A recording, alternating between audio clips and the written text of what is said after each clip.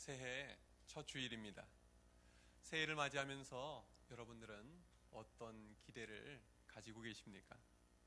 새해가 되면 우리는 예전의 모습이 아니라 새로운 모습으로 살아가기를 기대합니다. 그러나 새해가 되었다고 저절로 새 사람이 되지는 않습니다. 새로운 결심을 했다고 해서 금방 새로운 습관이 생기는 것도 아닙니다. 우리는 매년 새로 결심한 대로 몇 번 해보다가 이내 과거의 모습으로 돌아가곤 하지 않습니까? 그러나 오늘 본문에는 정말로 새 사람이 된 사람이 나옵니다. 그는 완전히 딴 사람이 되었습니다. 그는 자신이 새 사람이 된 비결을 에베소 교인들과 나누고자 합니다.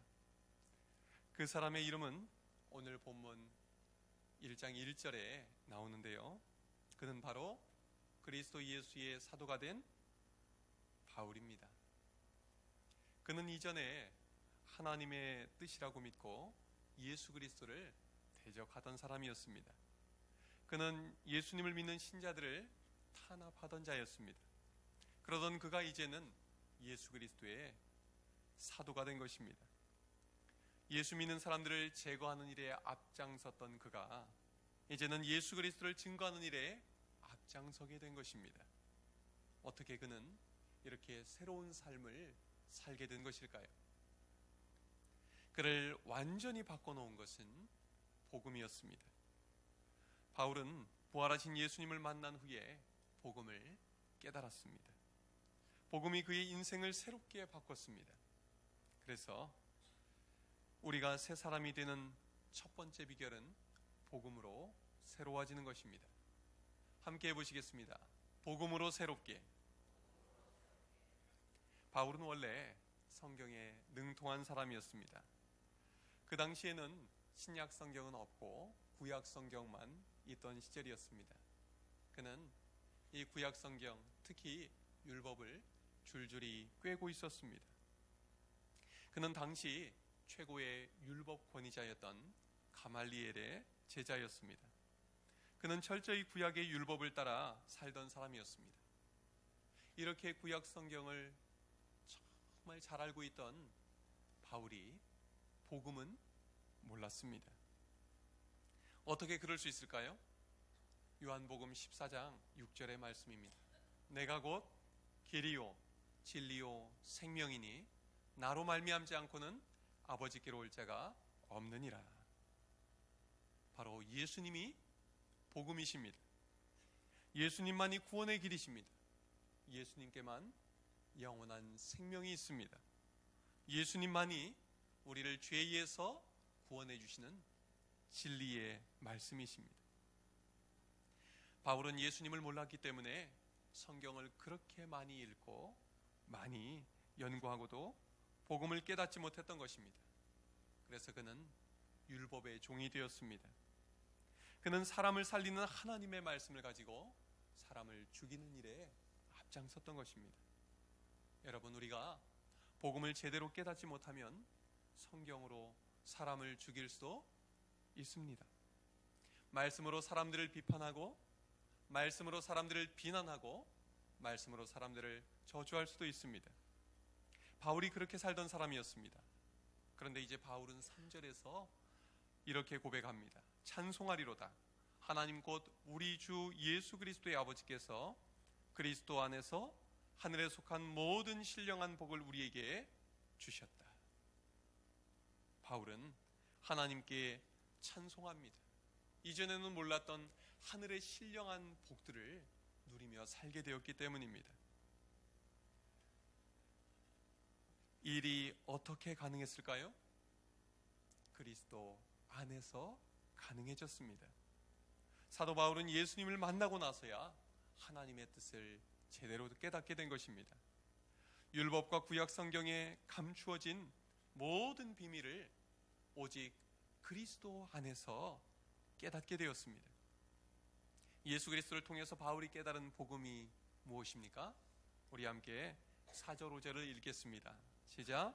곧 창세전에 그리스도 안에서 우리를 택하사 우리로 사랑 안에서 그 앞에 거룩하고 흠이 없게 하시려고 그 기쁘신 뜻대로 우리를 예정하사 예수 그리스도로 말미암아 자기의 아들들이 되게 하셨으니 아멘. 부활하신 예수님을 만나고서야 바울은 깨달았습니다. 창세 전부터 하나님은 그리스도 안에서 우리를 택하셨구나.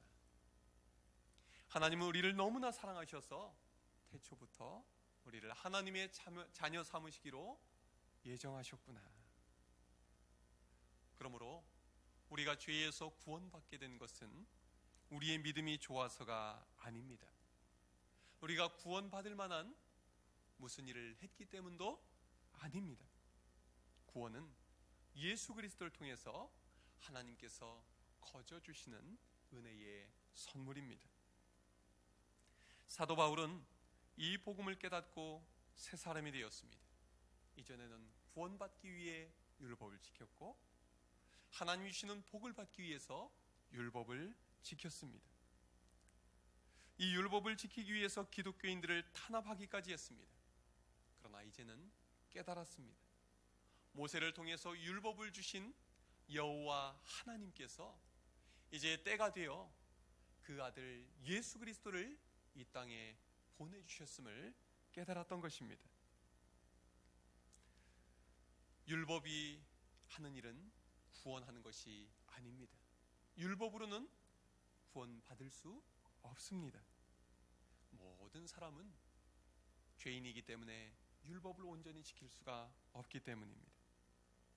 대신 율법은 죄를 깨닫게 합니다. 무엇이 죄인지를 분명하게 가르쳐주는 것입니다. 그래서 우리가 율법을 깊이 이해하면 이해할수록 자신의 죄에 대해서 뼈저리게 아파하게 됩니다.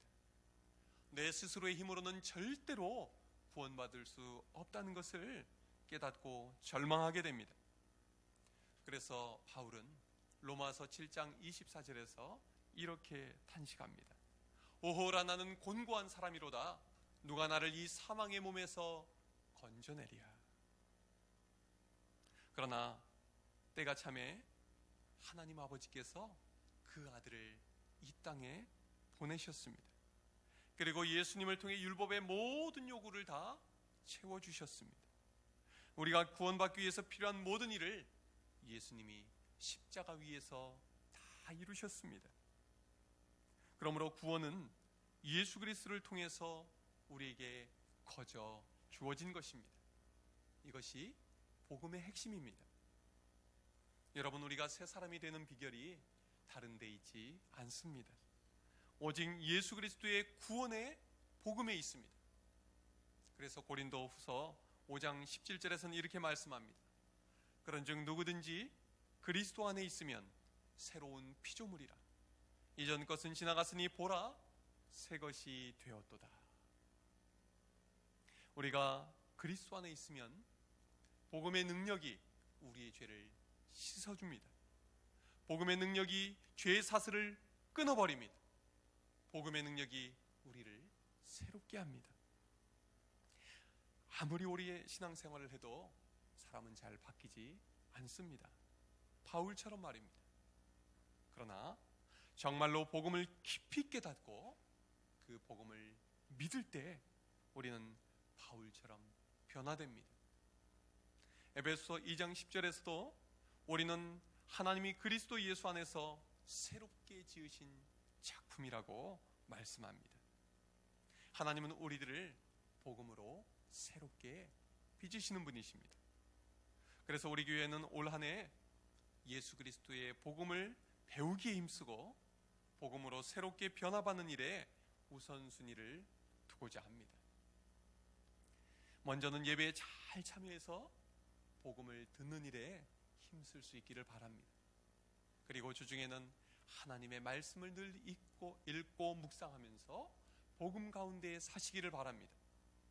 그리고 앞으로 복음을 배우는 일에 힘쓰는 여러분들이 되시기를 주님의 이름으로 축원합니다. 또한 우리는 어떻게 새 사람이 될 수 있을까요? 함께 해보시겠습니다. 성령으로 새롭게. 함께 13절 14절을 읽겠습니다. 시작. 그 안에서 너희도 진리의 말씀 곧 너희의 구원의 복음을 듣고 그 안에서 또한 믿어 약속의 성령으로 인치심을 받았으니 이는 우리 기업의 보증이 되사 그 얻으신 것을 속량하시고 그의 영광을 찬송하게 하려 하심이라. 아멘.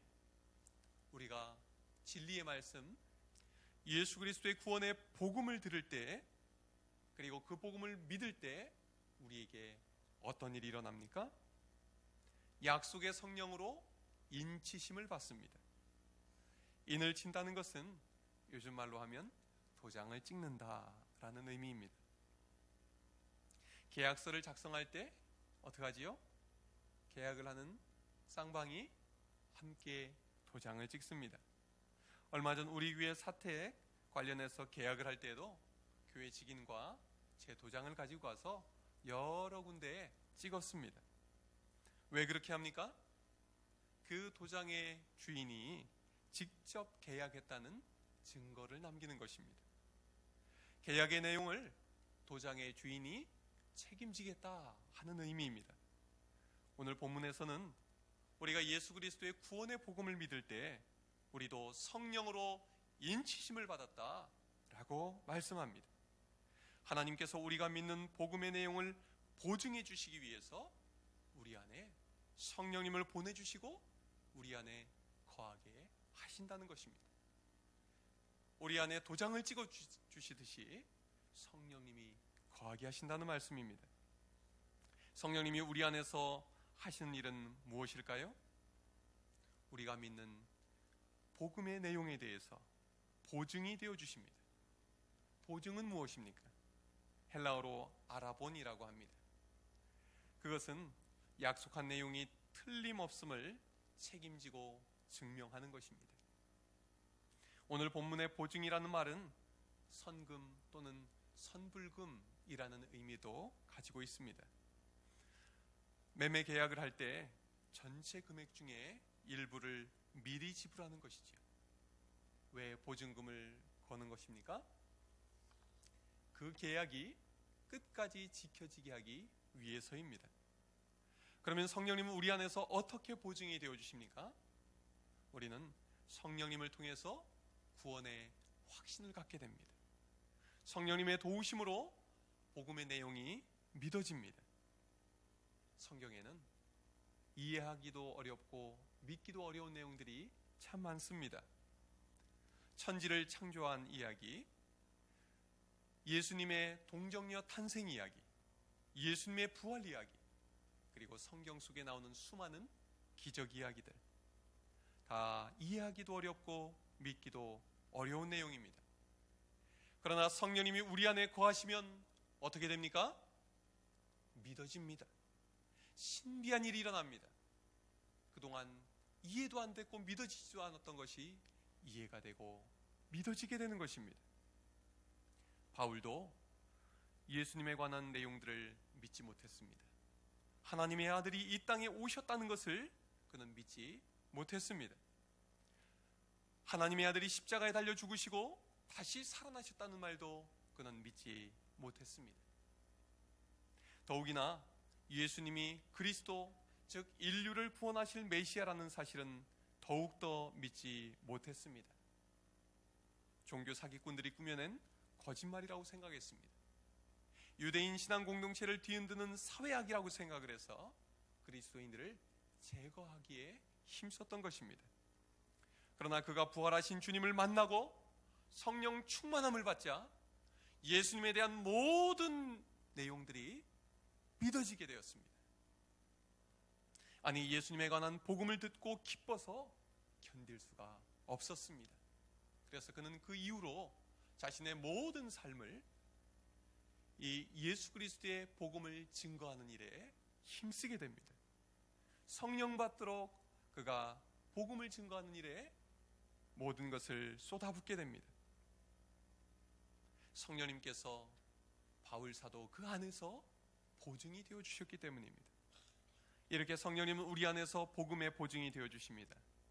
예수 그리스도께서 우리 위해서 과거에 이루신 그 모든 일들이 오늘 우리를 위한 것임을 깨닫게 하십니다. 그리고 그것은 과거의 사건이 아니라 오늘 우리를 위한 구원의 사건, 오늘 우리에게 부어진 구원의 능력이 되게 하시는 것입니다. 그러므로 성령님이 우리 안에 거하심으로 말미암아 우리는 예수 그리스도와 한 몸이 됩니다. 우리의 머리이신 예수님께 붙어 있게 됩니다. 포도나무 가지가 포도나무에 붙어 있는 것 같이 우리는 성령님을 통해서 예수 안에 붙어 있어서 예수 생명을 공급받게 되는 것입니다. 그러므로 성령님을 통해서 예수님께 붙어 있는 사람은 어떤 열매를 맺게 될까요? 성령의 열매를 맺습니다. 성령의 첫 번째 열매가 무엇입니까? 사랑의 열매입니다. 사랑할 수 없던 사람이 사랑할 수 있게 됩니다. 또한 잘 참지 못하던 사람이 그 성품이 변하여 참을 수 있게 됩니다. 살아가면서 기쁨이 없던 사람이 그 삶에 기쁨이 충만하게 됩니다. 절제하지 못했던 사람이 절제하게 됩니다. 성령님이 우리 안에 거하시면 우리 힘으로 맺을 수 없었던 성령의 열매를 충만하게 맺게 되는 것입니다. 또한 성령 충만한 사람은 하나님 나라를 사모하게 됩니다. 이전에는 이 세상의 것이 전부라고 생각했는데 성령 안에서 가장 값진 것을 경험하고 나니 이전에 소중하게 여겨졌던 것들이 가치 없게 여겨집니다. 하나님 나라의 영광을 위해서 이 세상에 있는 모든 것들을 온전히 드리고 사용하게 됩니다. 여러분, 올 한 해 성령으로 새롭게 지음받는 한 해가 되시기를 바랍니다. 하나님 아버지께서는 구하는 자에게 기꺼이 성령을 주시겠다 말씀하셨습니다. 사도 바울은 부활하신 예수님을 만난 이후에 복음으로 성령으로 새 사람이 되었습니다. 그리고 그의 남은 삶을 성령의 능력 안에서 복음을 전파하는 일에 바치게 되었습니다. 여러분도 올 한 해 사도 바울과 같이 복음으로 성령으로 새롭게 빚어지시는 은혜의 한 해가 되시기를 바랍니다. 그래서 올해 표를 이렇게 정했습니다. 우리 마지막으로 함께 저를 따라 해보시겠습니다. 복음으로 성령으로 새롭게 빚으소서. 기도하겠습니다.